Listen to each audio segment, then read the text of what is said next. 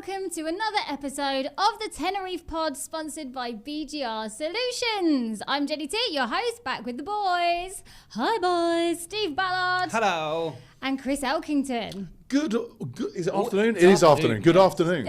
Only just. But you could be listening to this at any time of the day, Absolutely, which is why we love a pod, is it not? That's true. I didn't work that out very well, did I? To be honest, it comes out at 7 o'clock in the morning. It's not afternoon at all, is it? That's why I go with the hello. When is the time? When do you listen to podcasts generally? Like, because I like a pod. When do you listen to yours? I very often listen to them in the gym, believe it or not. Yeah, when same. I'm on the treadmill or the bike or different things, I'll have it on. And I do like them in the car as well. I listen to the radio in the car, obviously. Who do you listen to? Any particular station? Well, I have been known to listen to you, Jen, and to you. Actually, I'm normally in the office when you're on, so I have no choice but to listen to you.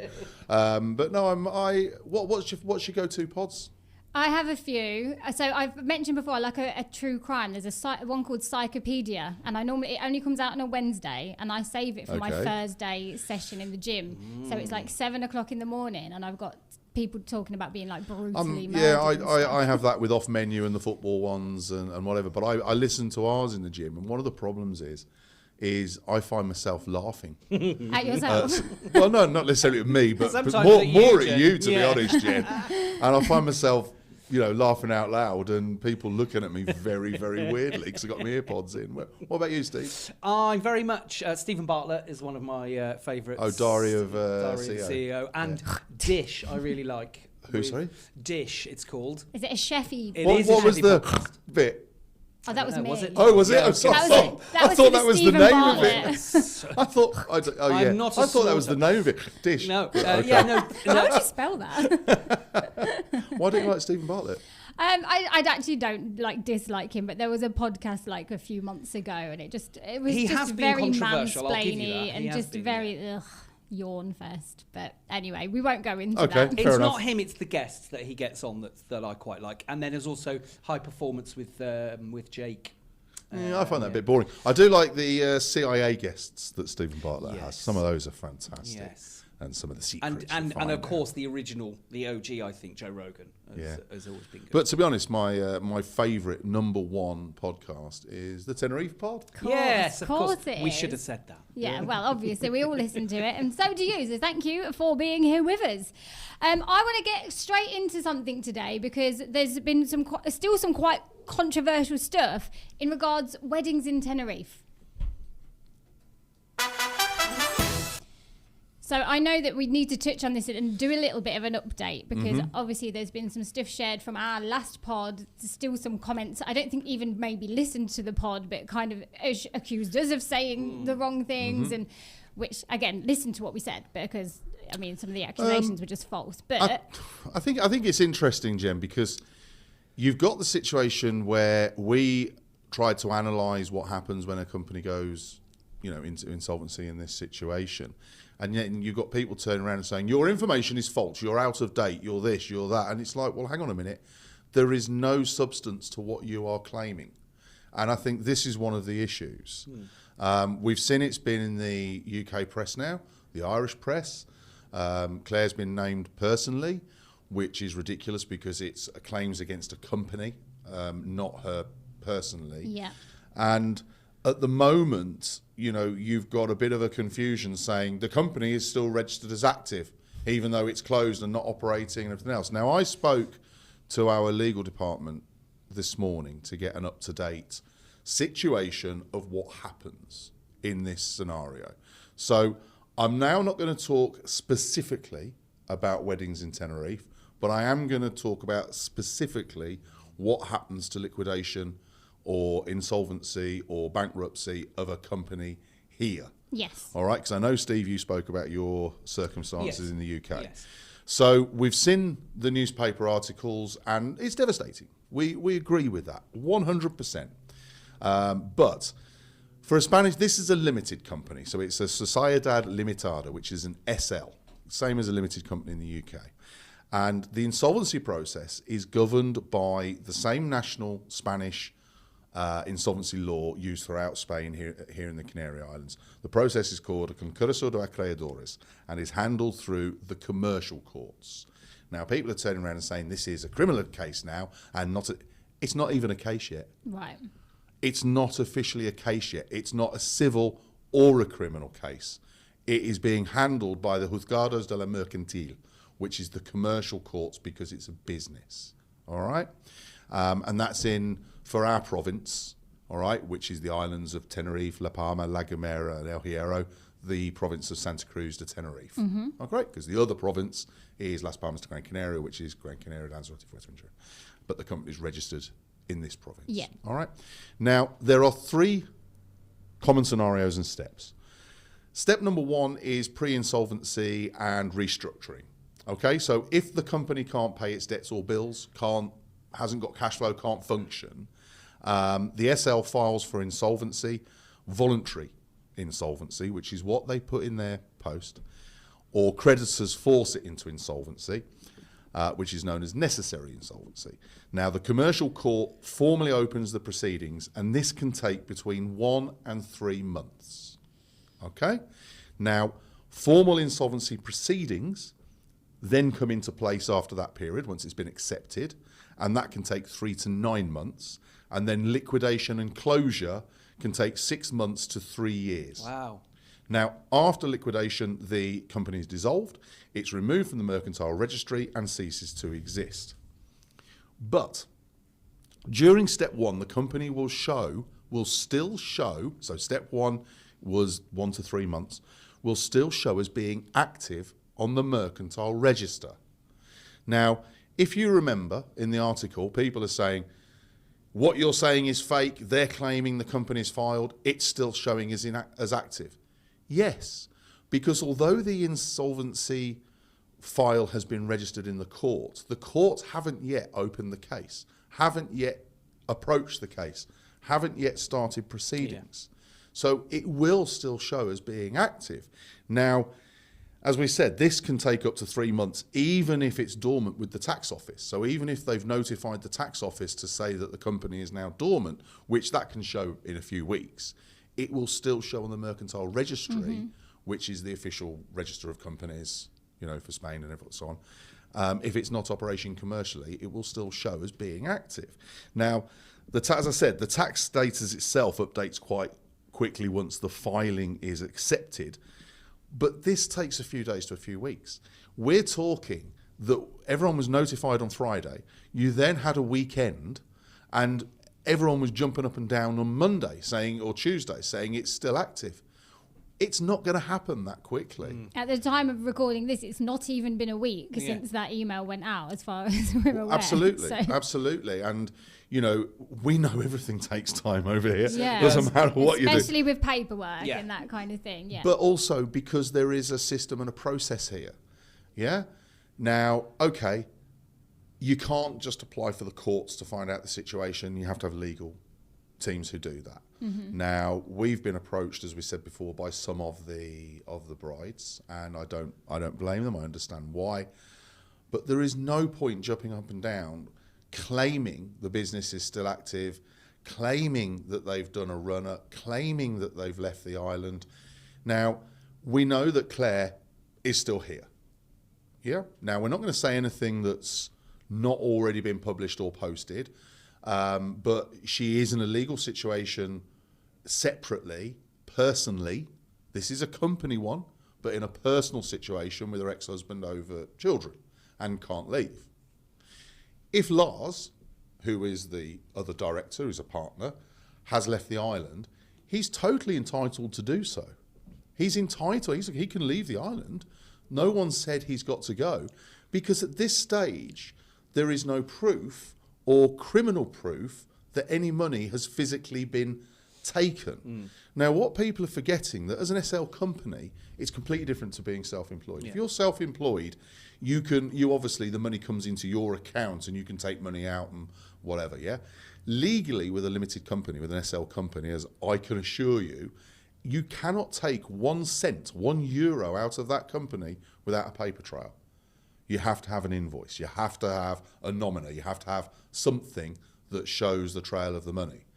So they cannot legally take any money out of the company that was paid to the company without, one, showing the fact that it's being paid to them, two, paying tax on it, etc., etc., etc. Now, if they have taken the money from the company,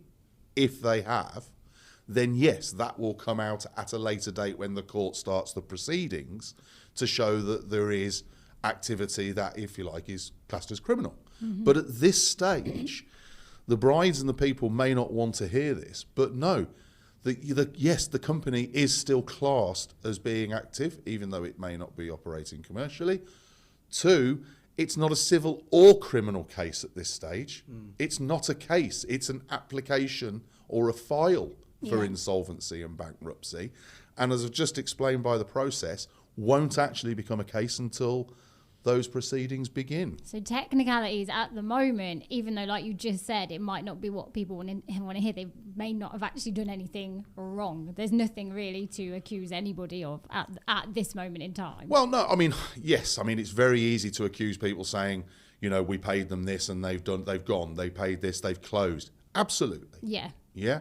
But as far as in the eyes of the law, yeah, then yes, you're right, Jen. There's no at the moment proof that they've stolen any money. But I also get from their point of view, like the brides, the grooms, the wedding parties, they're angry, and yes, I get that, and absolutely. they need somewhere, they need like an outlet, and I get that. Definitely, but it's very it's very quick to jump on the bandwagon or jump on the case and make accusations and, you know, say things that, you know, you just don't know at the moment, and it just frustrates me that people turn around and say, no, you're wrong.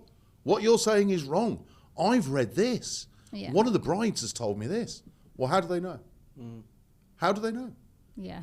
Because, you know, yes, they might have a lawyer who's applied to find out the situation with the courts, but you can't just phone up the court and say, excuse me, can I find out the situation with this? It doesn't work like that. Like you just said, everything takes absolutely. time. There are still, you know, we've had quite stringent privacy laws and things like that within the courts. So just phoning up and asking about a company or someone's affairs isn't just not something that they're giving you information. Whereas the mercantile register is obviously in the public domain. Yeah.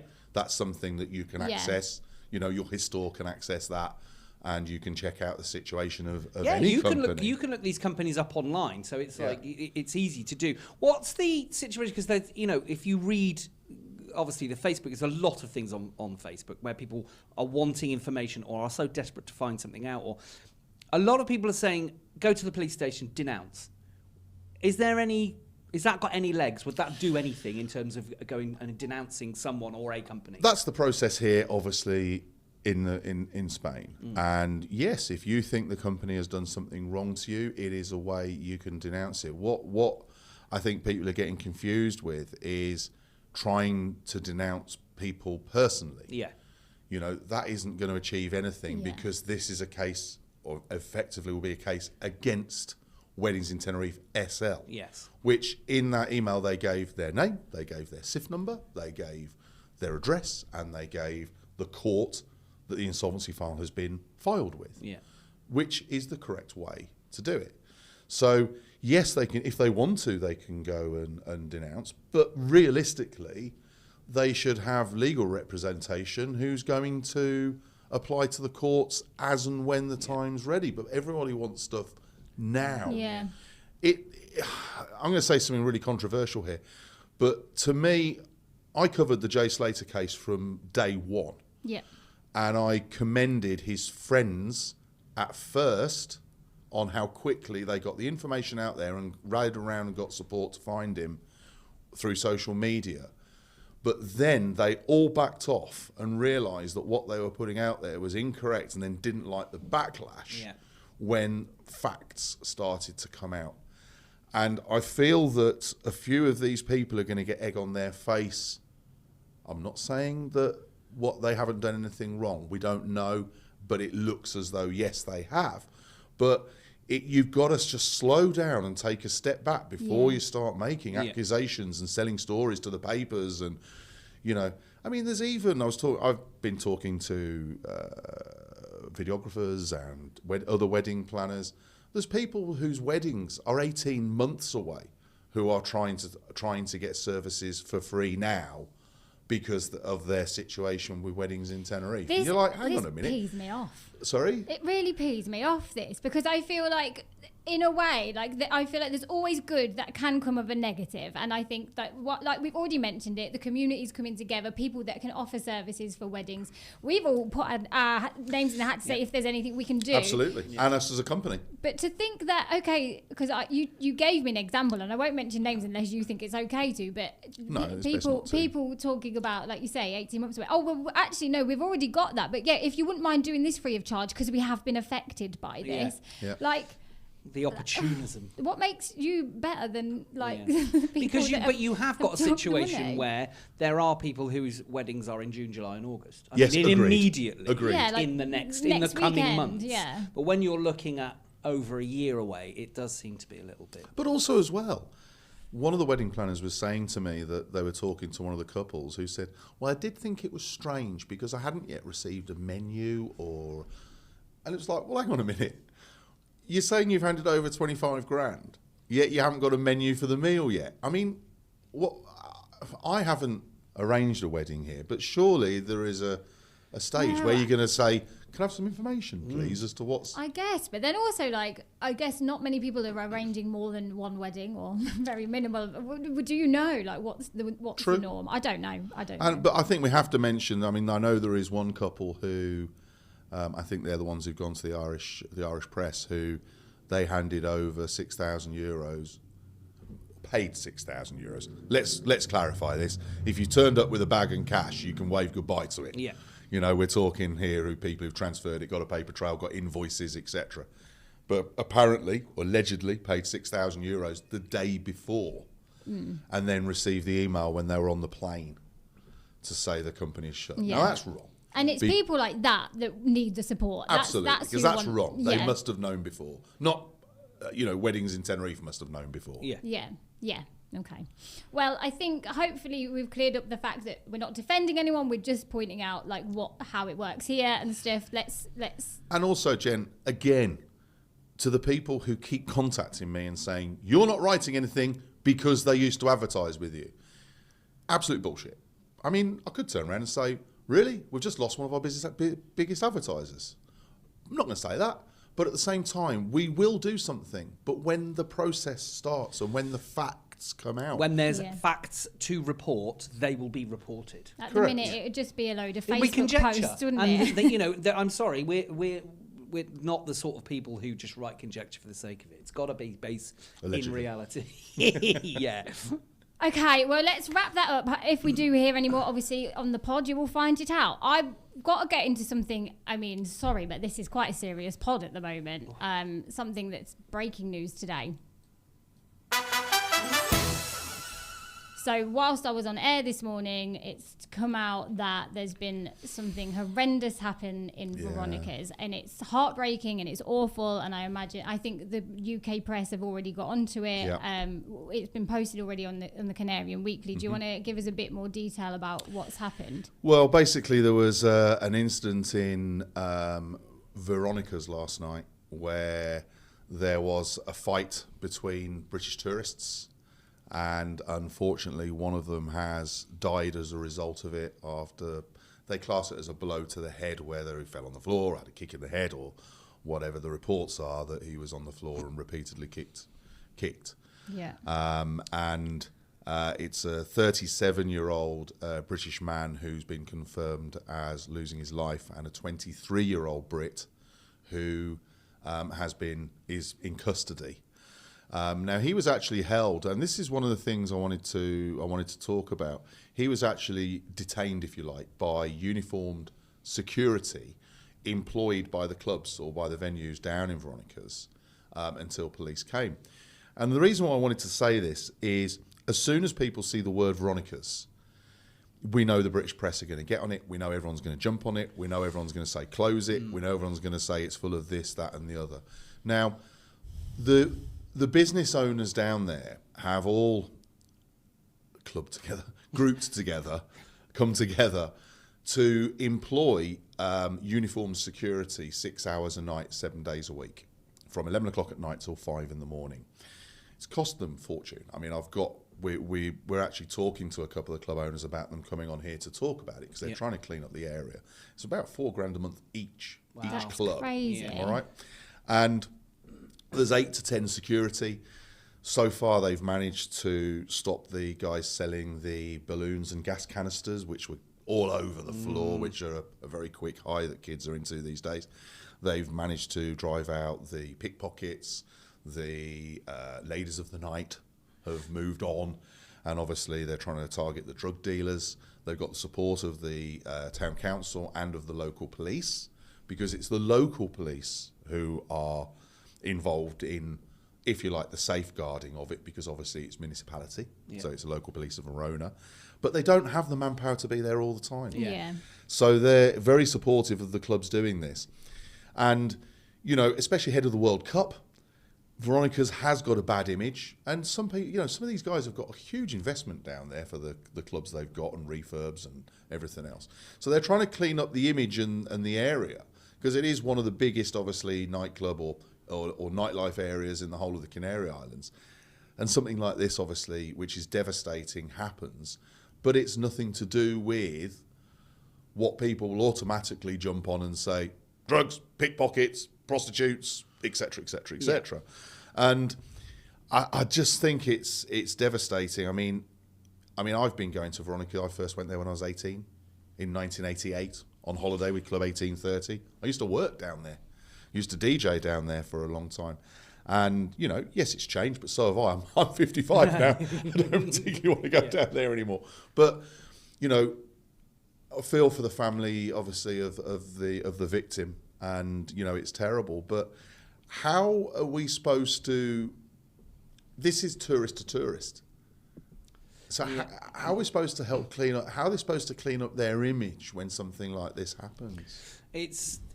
I mean, yeah, it's, you know, that kind of incident in that sort of circumstance when there's alcohol involved can turn very quickly. And other substances, let's be honest. Yeah, can turn very quickly.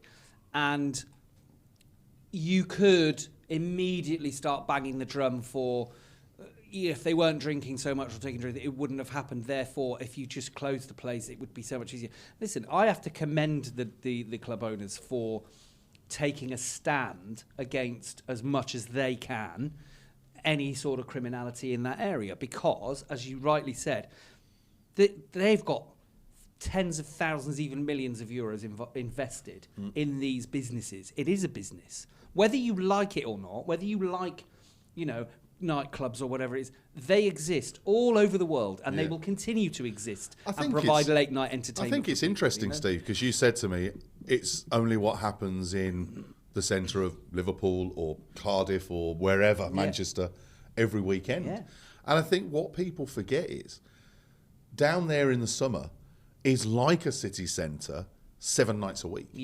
However, unlike a city centre which is the same people every week, this is different people every week. The police are starting again every week. And it's a huge operation and battle to sometimes keep order. And it's not just here. The same happens in Magaluf. We mentioned Magaluf the other day, but also, you know, all over Europe, Greece, wherever, Ayia Napa, anywhere you get a high volume of particularly young people drinking and obviously anything else. But I just think that it's really hard for, you know, we spoke about do the press target Tenerife? Very easy when situations like this happen. But at the same time, you know, they're trying their hardest to clean it up. Yeah, no, I agree. Actually, I didn't know about the sort of bar owners coming together to make that happen. I know, like, for years they've wanted, like, more security down there, and they've wanted surveillance down there and that kind of thing. So obviously they know there's a need for it, but it's almost like, as a resident, you get to know that almost you're told that the police just leave it, like, let everyone handle what they need to, leave it down there, leave it in one area and leave it alone. There's an element of that. I have to say, though, I was down in Veronica's in the evening. It wasn't like late, early hours of the morning, a couple of months ago, and I actually noticed how clean it was. Like, I did notice that, the floor wasn't littered with. And like, you've done videos glass. down there before. I've done a video down there, and worth mentioning again, in the daytime, that other side of Veronica's is stunning. The restaurants and stuff behind there, the views you can get. So yeah, I think I've already seen some comments on the Canarian Weekly post like, Veronicas, this is what it's always like. It's a bad thing. Yeah. Sure. And but also like, as well, Jen, I mean, on over the weekend on Friday, the National Police, and when I say the National Police raided a venue, it means the National Police with the local police in full riot gear. Mm-hmm. Yeah, helmets, shields, suits, Tactical vest, yeah. Tactical vest, thank you, guns, the whole lot. Will go into a venue, seal it, lights on, identify everybody, search the premises, and that happened on Friday and Saturday night in two or three different venues.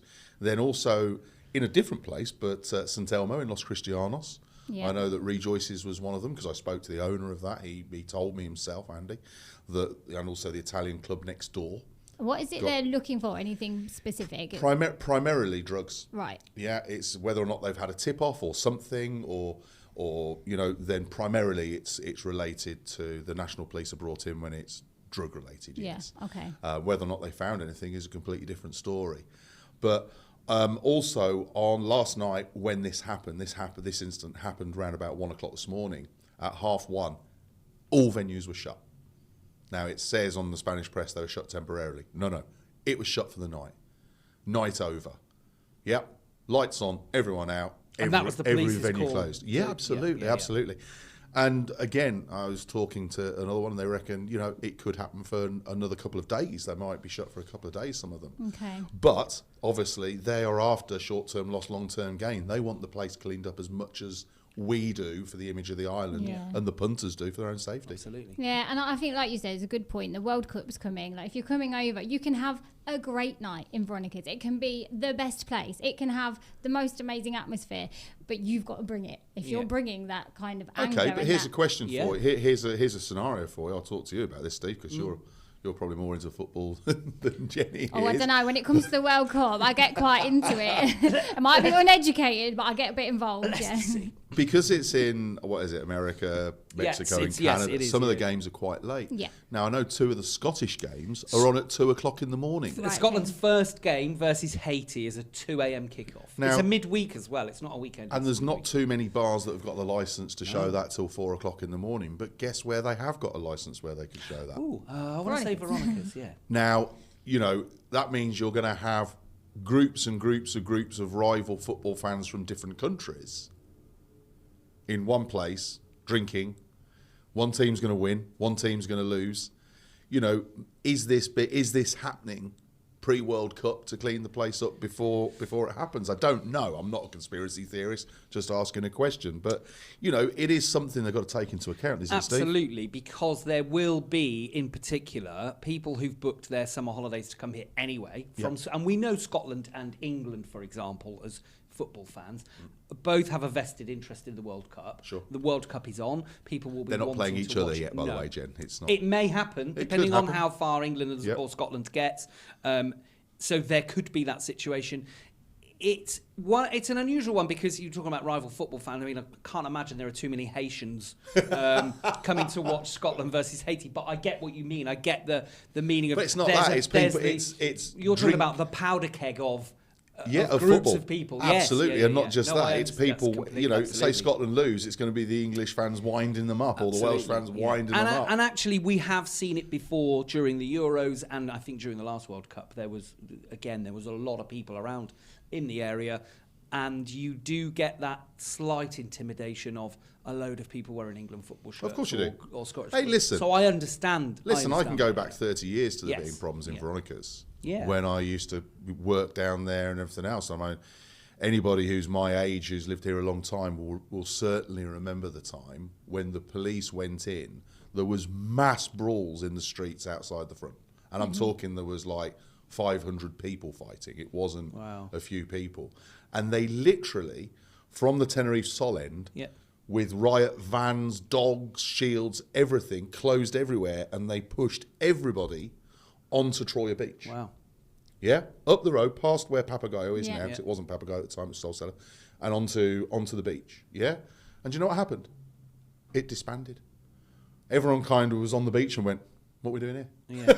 Well, that's just a bit of like a wake up. It just call. kind of, Yeah. just I thought kind you of were going to say stopped. they shoved them all into the sea. No, Like, seriously, good it just work. kind of fizzled out and stopped. But it's one of the very famous times, if people have been here a long time, that it literally escalated into, and this middle of summer, into something massive, which we don't see as much now. It does seem to be more isolated cases, but unfortunately, there does seem to be more cases like this one where people have lost their lives. Would you have any advice if anyone's listening that's coming over for the World Cup that just loves the football, not the hooliganism side of it, that just wants to enjoy the matches? Like, what is there any advice that you would suggest as football fans of how you can go and enjoy this safely? Well, yeah, and I think it's very important that alcohol consumption. Listen, I'm not your granddad. Just enjoy yourself. Yeah, this is what I'm saying. Just enjoy yourself without being an idiot. And I've said this before about alcohol on aircraft. Is pace yourself, especially if it's a 2 a.m. kickoff. I'm pretty sure you're going to have a few drinks in the evening, and you're waiting for a 2 o'clock kickoff. I'm not staying up till 2 o'clock. I'm not either. I'll watch it the next day. Yeah, we're at the age that we are. But yeah, pace yourself and be aware of your surroundings, especially if you're in an area where there has been previous criminality. Is go and enjoy yourself, but don't take any. Most of the other games, Jen, are on earlier in the 9 and 10. I think exactly. the England ones Which are, is aren't great. they? 9 and 10 o'clock at night, finish 11 o'clock midnight. Perfect, yeah. Out for a meal, watch the football, have a few drinks. That's brilliant. That's great. Yeah. And you know what? We all know the bars here do it brilliantly. Yeah. Yeah. So if you're coming out to watch those games, you're going to have a fantastic time. Yes. All I'm saying was the late games will more than likely only been shown in late night venues. Yeah. So Will you boys invite me? I've got no one really to watch the World Cup this year with. There's a few games I'll be watching with family and stuff. But if you go out and watch a game or two, can I come? of course. Thank Yeah, you. of So course. you took absolutely. ages to respond then, Steve. No, that wasn't Yeah. intentional. I was waiting for my colleague to answer first. And More then like your date. I don't want to be a third wheel, boys. Hey. we're going to go With the gallivanting married down to couple. watch the football, I think, yes. Right, okay, let's move on. I know there's a few things that we want to touch on today, and Stevie B, I'm coming to you. Yeah. Oh, these 3 letters, my God, EES. I know. Over to you. I know. And it's controversial and everything else. I actually don't want to talk about the E-gates, but I do want to talk about the EES because they've been going for a little while now. We're at that point now where the end of that sort of trial period is Well, they've been over mandatory for over a month. Yeah, exactly. Yeah. So far, almost 7,000 travellers have been denied entry to the Schengen zone for overstaying their permitted time limits during the first 6 months of the EU's new digital border system, according to the European Commission. The EES was obviously introduced last October. Authorities logged more than 66 million entries and exits by non-EU nationals. Hang on during the a same period. minute. So 66 million people went through the gates, registered, and it's no wonder there was the odd queue here.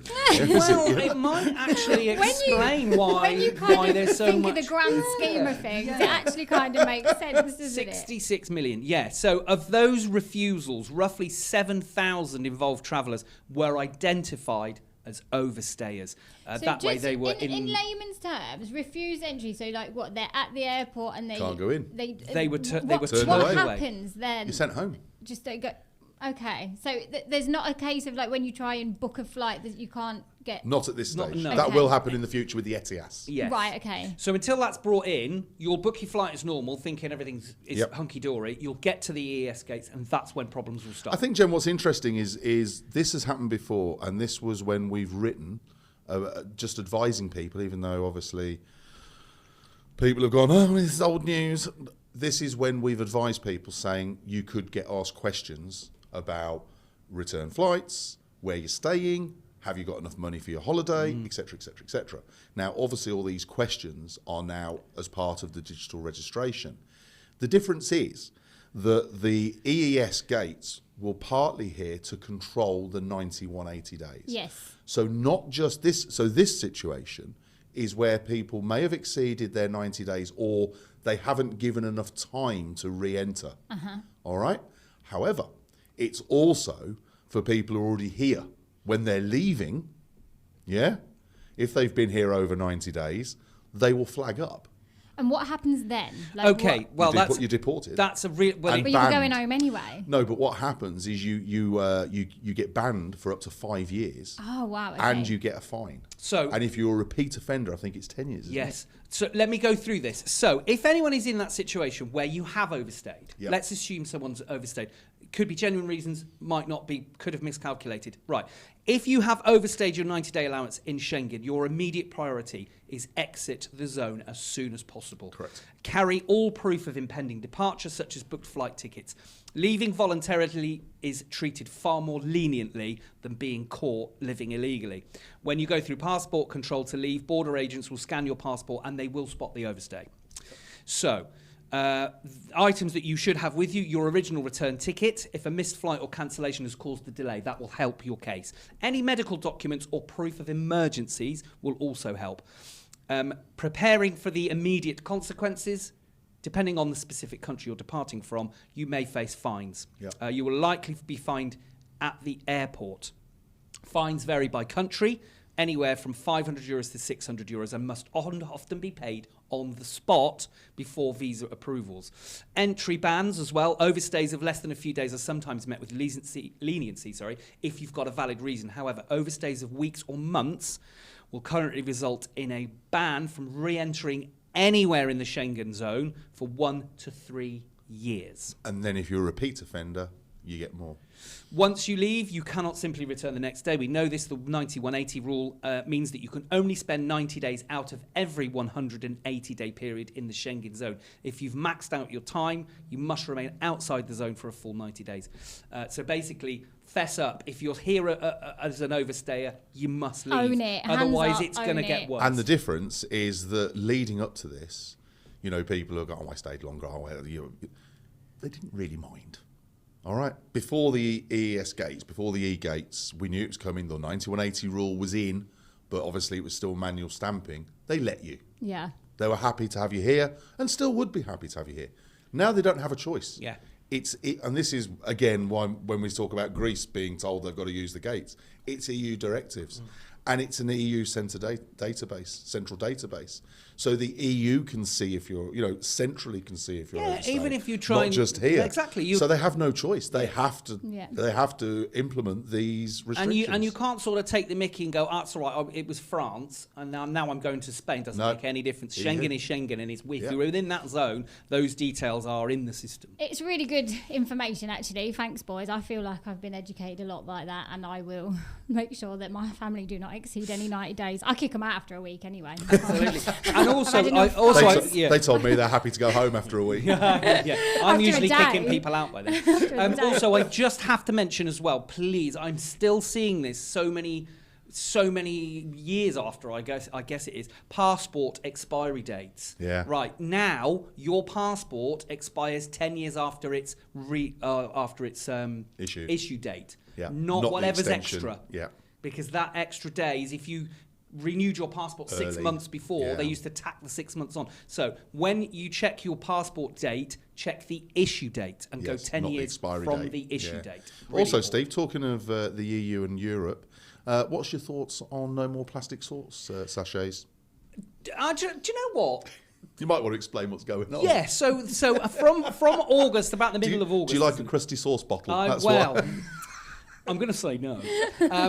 But from the 12th of August, there will be a ban on the plastic sachets of sauces and salt, pepper things and all the rest of it, which, interestingly, more people started using about 2020 for some reason. Weren't allowed to use bottles during COVID. So everybody had probably been using bottles for a long time. Yeah. And then because it's handling things and there was a pandemic going around, it was unsanitary to be handing bottles. So it was all about the disposable. Well, now, because of the amount of plastic that's being used, the amount of wastage that's being used, Spain getting really on board with the wastage at the moment. Although this is EU directive again. So you won't be able to use those from August the 12th, so catering businesses and things like that. However, there are some exceptions, and it's takeaway businesses that are exempt from this. Because it is down to you to dispose of it. Yes. So if the business... Because, Jen, this is to stop single-use plastics in the hospitality industry and to reduce plastic waste. So but it's only till 2030. Yeah. So in other words, you can use biodegradable ones until 2030, and then it changes again to say, no, can't use any. Right, and what's interesting is all the comments on the stories, doesn't matter who's posted the stories. What about Mercadona and their plastic? That is a takeaway.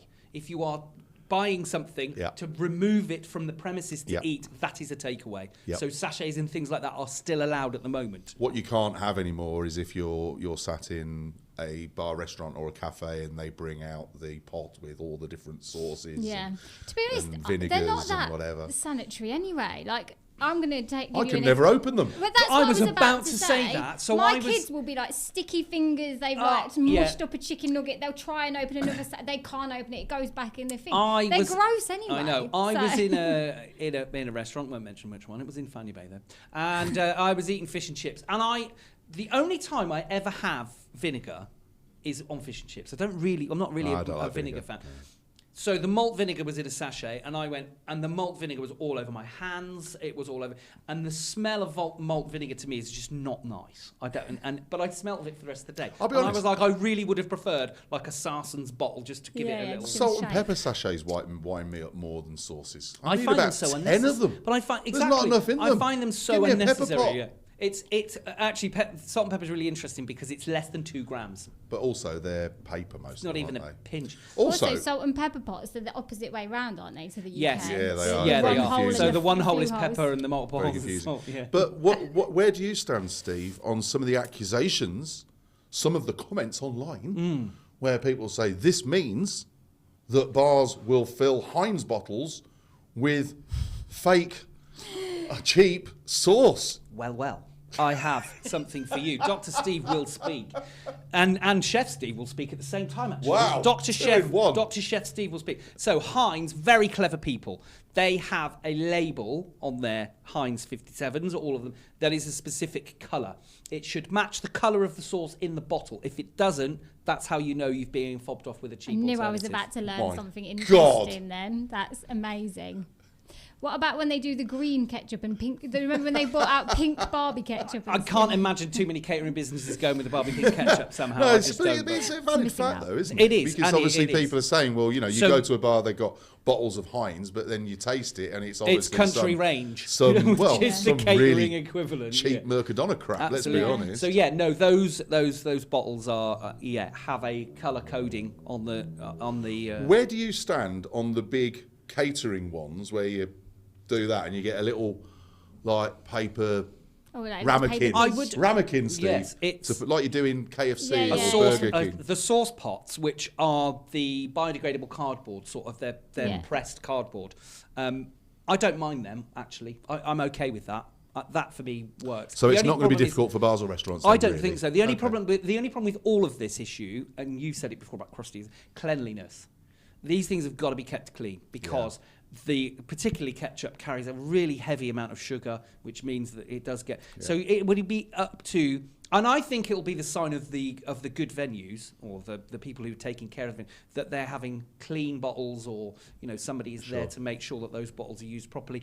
There may be a time when they use plastic bottles, which goes back to if you use a plastic bottle, it's reusable. Exactly. Yeah, it's not single use.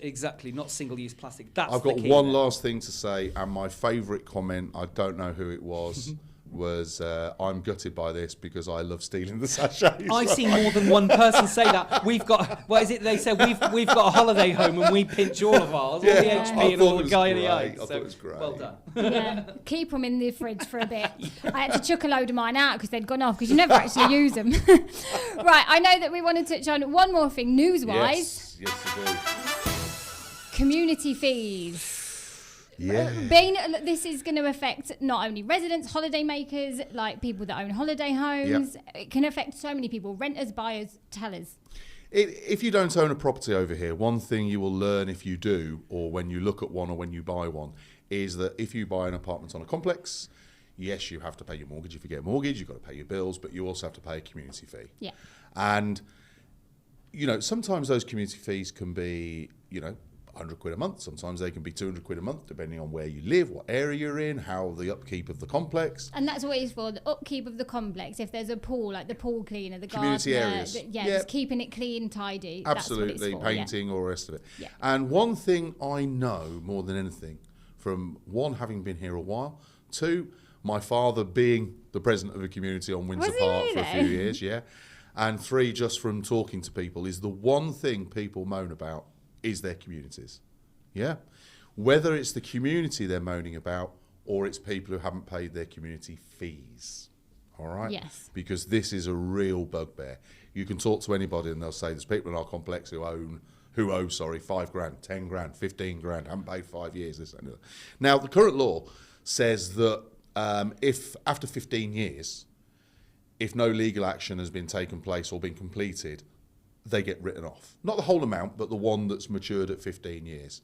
Now, the new law, which is now coming into effect, it was just passed on Monday, it's now going through to obviously be activated and processed, reduces that to 5 years. And what's the aim of this? Because I don't see why this is beneficial. The aim is to make communities more proactive and to have fees collected quicker. Now, what it's saying is, it doesn't automatically mean if you don't pay, you don't have to pay. All right? Basically, if within that 5 year period, legal action has been taken against you, whether that's legal notification through a burofax, through lawyers, through courts, through whatever system, all right, then the process continues. It doesn't write them off. Also, after 5 years, they don't automatically get written off, but as an owner, you can apply to have them written off if no one has legally tried to claim them. Right. And it's because obviously, the government see that there is millions, not just here in the Canary Islands, this is across the whole of Spain, millions, if not billions of euros outstanding in community fees. And obviously, it affects the upkeep of buildings, of complexes, of pools, of everything that you've just said. Nobody should not pay their community fees. There's no reason not to pay it. You know about them before you sign on the dotted line to buy the property. And if you're not living there, that's your own choice. If you're renting it out, you've still got to pay your community fees. So there's no reason. But we know that there are tens of thousands of people who obviously holiday here, who have second homes, have holiday homes, and so on, who this affects. And yes, the people on your complex who haven't paid, you need to encourage your community to do something about it because the time has been reduced. Right. So if for example, they're in a current position where somebody hasn't paid for 8 years, that doesn't mean those 3 years automatically get written off. You've got to start legal action straight away, and get it in place. And but yeah, it's one of the things that is coming into effect, which will affect a lot of people. Okay, well, good to know. Interesting, because I was thinking a bit like, I don't see what the point in this is, but that explains it very well. So thank you. It is. Right, it's time to take a look at this week's tease category. Ooh. So every week on the pod, we're taking a tease category as the countdown slowly begins. What's the category this week, Mr. Elkington? That piece of music, so awesome. Got to be a certain age to remember that. Do you remember that, Jen? No. Top of the Pops? Oh, I do remember Top of the Pops. I miss Top of the Pops. Yeah, I do. it's a shame, it was always good for isn't everyone. This week, we are looking at Best Female Singer. Okay. Always a popular category. Always a lot of talent in this category. Absolutely. Yeah. So, Jen, have you got the classification of the Best Female Singer? I sure have. The classification is this category is for female solo singers and the focus is on the voice. They are billed as themselves, not as a tribute or part of a group, a duo or band. This award is about being vocally the best singer. Absolutely, because we know there's people who put on an amazing show, amazing performance, who, aren't always best vocally. And we know there's people who are incredible vocalists who don't necessarily talk to the audience as much and have that banter, if you like, as much. So this is focus. I mean, obviously there's people in it who fit in both, let's be honest. Yeah. But the first one is now best solo performer, and if you're performing a tribute, you're in best tribute. So this is about the voice, and this category is again this year sponsored by our friends at the Kegan Church in Puerto Colón. Great bar, great cocktails. Love the Kegan Church. Absolutely. So going back to the very, very first tease 20 years ago. In fact, the first one was in May. Oh. And I think it would be 30 years ago this week. Ah. Because we actually did the 20 years first... ago this week. Sorry, 20 years ago this week. We actually did the first one in May, In and then we moved it. Okay. So the second one was 18 months later because right. we did it sort of in, I think it was September or whatever, yeah? But the first one was actually in May. And the first ever winner is... Yes, we can. I knew. Shelley. Yeah. Wow. Shelley won the very first tease in 2006. In 2007 was her partner on The Voice from Diva, right. Maxine Jack, who you probably won't know because she left the island round about then or just after then. Another Northeast performer. We've mentioned Northeast performers. The girls actually, as Diva, were on Team Tom. They were. They were on Tom Jones, and then we also later I can't remember what year we brought them back to perform at the show as well. So, but Maxine won that one in 2007. In 2008 was Karen Kennedy. Yeah. And that was just before she left. Actually, she left round about then as well. 2010 was the amazing Elaine Alexander. And then in 2011, somebody that you won't have heard of either because it was before your time was a female singer over here by the name of Sally Ann. No, not her. She was very much like Heather Small Okay. in looks, voice, type, very soul-y, looks, type, voice and song choice, everything.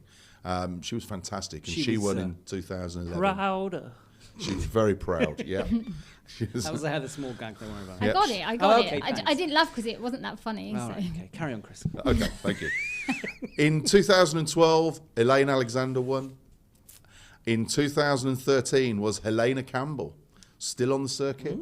In fact, just opened a new bar with Jock, the Highland Cow. Coo. Highland Coo. Yeah. Highland I think Coo. it's cool, yeah. Seems like a really fun place. Must go down there. 2014. Now, we didn't do the teas in 2009, all right? And it was because we were involved in a show called Tenerife's Got Talent, yeah, which was at one of the hotels, whatever, yeah. And that was won by an act called We Will Rock You. And one of the singers in that was an extremely young Hayley Butler. Oh, wow. And she first won the teas. Your first year, actually, Yeah. 2014, was her first win in Best Female Singer. 2015 was Lisa Bridge. Yeah. Another one that left just after her win. Yes, Yeah. yes, and is back again. And yeah, He's back there's again. a bit of a theme with these. There Does is. seem to be. Amazing how many award people winners. come and go, isn't Leave- it? Yeah. Or it's like leave on a high because I've won the teas now. I can go. I've Put done on your what I poster in needed the to UK, do. yeah? Is that right? Yeah. In 2016, which was the 10th tease, we've said it before about, the returning nominee, winners, absolutely, was Elaine Alexander. And interestingly, she also got voted as Entertainer of the Decade. Oh, wow. Which at the time was probably the highest accolade you Yeah. could get. And after that one, she said to me, there isn't really anything else I can win, really. I'm chuffed and feel as though completed. Jay from In Between Us. Yeah, completed it, mate. So, it was really nice though for her, But she did go on to win again in another category, did she not? With the M3 band. Oh, M3, yes, but So, I mean, but not technically- as female singer. Yeah, Yeah, yeah. correct. In 2017, 2018, and 2019, stop looking at the stats. Was a hat trick. He's cheating. I'm looking don't ahead. cheat. Cheating. I'm looking ahead. He was a hat trick of wins for Hayley Butler. Yeah. Yes. All right. In 2021 was the return of Shelley on the Christmas teas. That was my first ever interview with Shelley, and that was the infamous "Yes, we will," and my Yes, we favourite of will. all time. yet. Absolutely. In 2022 was a first ever win for Emma Blacker. Oh, that was a really great backstage interview because it was. Do you know what? It was a filled really with emotional win, to be honest. Really emotional. Yeah. I think a lot of people were really, really pleased Yeah. that she won that. And that she, when you say a lot of people, I feel like the rest of the category and the rest of Oh, the the other female nominees singers and on singers, the yeah, circuit. It was absolutely. almost like they And were like, yeah, come and on. it was that. Emma was one of the hardest people to prize away from the crowd at the bottom of the stage. Where we have to take people up to it took us ages. Come on, we got to go. You got to do an interview. Come on. And there was another. Oh, give me a hug. and she gets so nervous as well. Yeah. You know, and I think that's maybe why there was so much support, and because I think it's I don't know her personally at all, She's but lovely. Yeah. I Her think and she's Paul the are kind great. of person that perhaps doesn't like self-promote that much and isn't, as kind of on socials as much as maybe some others are and stuff. Yeah. Sure. In 2024 2023 was Hayley Butler. Yeah. In 2024 was the return of Lisa Bridge, 9 years after her first win. Yes. And last year, 2025, was Hayley Butler again.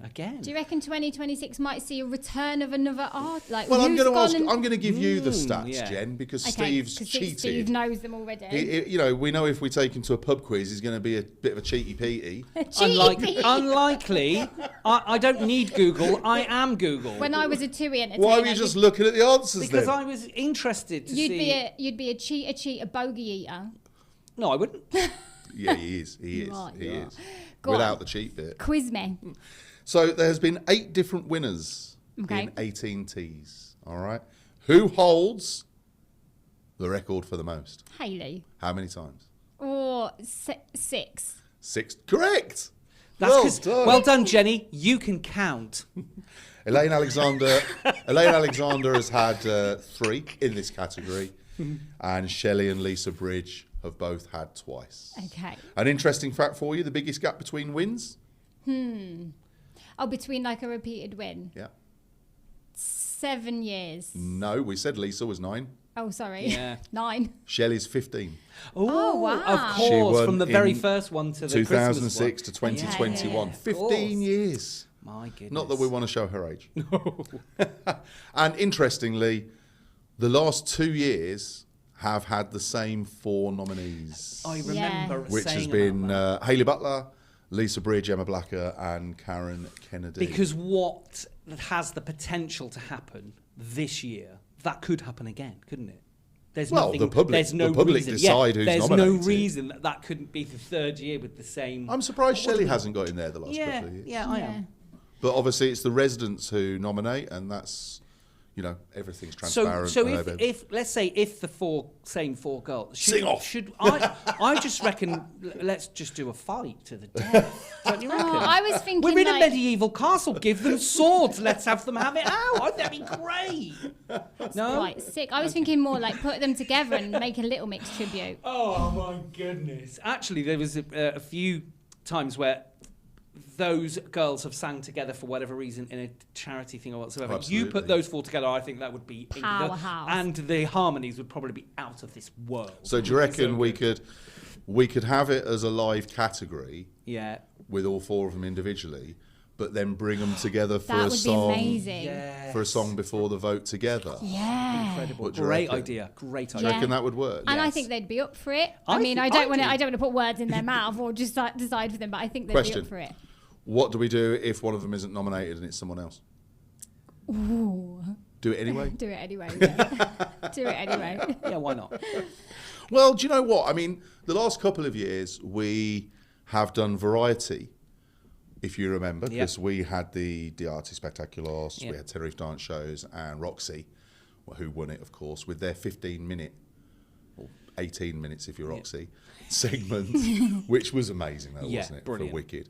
And then last year was the solo performer, where we did one category and gave them more time because of the equipment set up. You know, if we look back over the last 5-6 years, we haven't done solo performer that recently. We haven't done female singer that recently. We haven't done male singer that recently. We have done tribute. Yep. We're bringing back newcomer. So you've got 4 categories there that are possible. Do you think we should go back to having 2 categories again? I think maybe, yeah. I've really enjoyed having them like a bit longer, but I think having even more performance and having No, that I agree. double I agree, element, and also I it's- think Go the back to basics. Go yeah, back and to I think the basics. excitement for the people within the room voting for those is something that they enjoy as well. The audience Yeah. really does, because you're not just watching a performance for entertainment. You're watching a performance because you get to have a vote on it afterwards. And obviously, when you get the singers, we don't give them the 15 minutes because obviously acrobats can't do 7.5 minutes. Yeah. You know, dancers, it's hard. You know, there's a far more stage setup. Yes. Acrobats, there's far more, it's singing's different, isn't it? Yeah. You see that on Britain's Got Talent. Absolutely. Singing's different compared to, and obviously with the musicians, if you have 2 categories of musicians, it's a nightmare setting up. Yeah, logistically not easy. But obviously with the singers, it is a lot easier to be able to do 2 categories. Maybe throw it out there. Anyone listening? Yeah, What absolutely. What categories would you like to Jen. see? Yeah. What categories would you like to see performing live for your vote at the TEES, the Tenerife Entertainment Awards this year? Can I ask a question while I'm asking? Of course you can. So I had a friend message a couple of weeks ago, and there was a photograph of her foot, and she had painted. Do you have to guess who it was? guess the entertainer. Guess my toe. There's our new quiz. Hey! Steve's probably not got the answers already. I've does. cheated.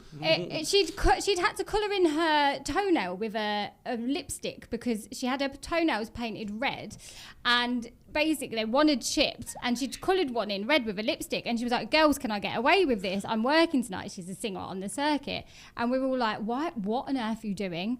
Like, she was like, "No, it's a thing." Her and some other female singers apparently on the circuit have noticed that audience members always look at their feet. Why don't you use nail varnish? Well, she had nail varnish on the others, but one had chipped, and she hadn't got the colour because she had her nails done professionally, so she needed to colour it in so she coloured First it in world with a problem, lipstick. Steve. We don't know Yeah, these no. problems. That's okay, I'm happy to explain. So I want to know, audience members and female singers on the circuit, is this a thing? Like, people are looking at your feet, like weird feet people. Are Like, do boys have this Are they not issue? wearing shoes? Well, I guess girls, you dress up, don't you, to go on the stage a little bit? I guess it's sandals. We're in Tenerife, aren't we? You got your Open toes toe out, shoe, I open guess, yeah. toes. In winter, you might be able to get away with a pair of boots or something. I can tell Whereas the lads have got fungus and you gnarly toenails. Yeah. Oh. But I'm quite happy to say, as an audience member, no, singers, I do not look at your feet. no, I don't either. I've never found I don't myself look at looking any toe anyone's you feet, have. No. Wow. Okay. Engaging filter there. There it Christopher. goes. Yeah. Meow. Dong. Sorry. I did hear though. That was an I did know of somebody who one year was wearing black tights which got a hole in and coloured in with permanent marker. Oh, I've or a done Sharpie, that. yeah, to cover up the hole. to cover the leg in black. Really? I've done that. If you've not got a spare pair of tights, you got to do what you got to do what you got to do. Yeah. Well, I just wondered. Don't have any of these problems. Me either. No. I'm sure you have other problems, probably bigger problems. One last thing that I want to mention before we wrap this up today. Can I have another stinger? We might as well. We've had 7,000 Yeah, already. go for it. Living in a wasp's nest, as far as the stingers are concerned. We're all going to go out inflamed and stuff. Holi Fest? Holy. Holy, Fest. yeah. This weekend, the 31st, One of the best Sunday. days of the year. So much fun. Again, encourage anybody that's maybe visiting and is going to be here this weekend to go and experience it. Does anybody want to take the moment to explain what it is? Do you want... Go for it, Steve. Yeah, Not why it Dr. Steve. happens, what it is. No. So the festival itself is a festival of colour. It is. The colour is provided by safe powder paint. You are encouraged to wear white. I always thought this should be sponsored by Persil or Fairy or something like that, Dad's because doorstep there's a lot of clothes potentially ruined by But this even day. Persil or Fairy And- couldn't get it out. I'll No, be you're honest probably with right. you. Because what happens is obviously the celebration of colour, so there's lots of powder goes in the air and it's all amazing. Then they introduce water into the mix as well. Oh, the fire brigade there. The bomberos are there with those amazing amount of fun. And I've known people who have gone there on the Sunday. By the Wednesday, they're still in work. The hair is still coloured. Yep, they're up in still there. painting their ears Cut and up up your their nose. noses. Yep, And everything. had it. But it is the most amount of fun. There is food trucks, there's drinks there. They're going to have... And you can buy all the paint powder when you're there. That's right. Yes. So Yeah, you don't have to pre-buy any paint powder. Yeah, don't be going down to Juno's or Leroy Merlin with some. Shafira's, Don't be get the throwing safe stuff. throwing the emulsion round because it won't work. Get the safe stuff. And it's really good.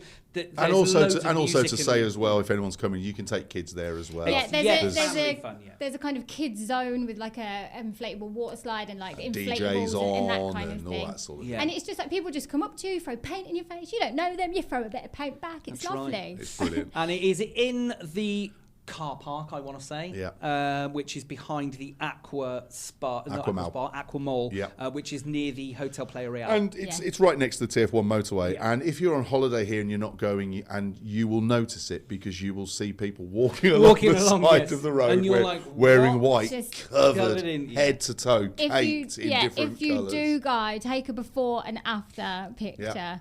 I know that Vanity House, where you had your spray tan done, have done a post on their Facebook about hair care and how to look after your hair during the Holi Fest and how to prep it. So shave your head I had when I went last year, I had a French plait, obviously covered in paint. And when I took it out, I had tie-dye hair, and that was for weeks. Loved it. Yeah, I bet it looks cool. Yeah, you just went with it. Yeah. So if anyone does want to go, Sunday 31st, 11 till 7, free entry. But like I say, that if you want the paint and the food and drinks and stuff, there's obviously stuff to buy there. Dress code, white or pale. And, But amazing fun for all the family, really. Absolutely. Worth going for sure. And it's been going for years now, hasn't it? Yeah. Big tradition. No, it's a good one. It's a really good one. Highlight of my year, one of them. Right, that's it from us today. Anyone else got anything that they need to mention, get off their chest? Big thanks to BGR Solutions, as always, for sponsoring the pod. Indeed. Thanks to the BGR team. We'll see you on the next episode.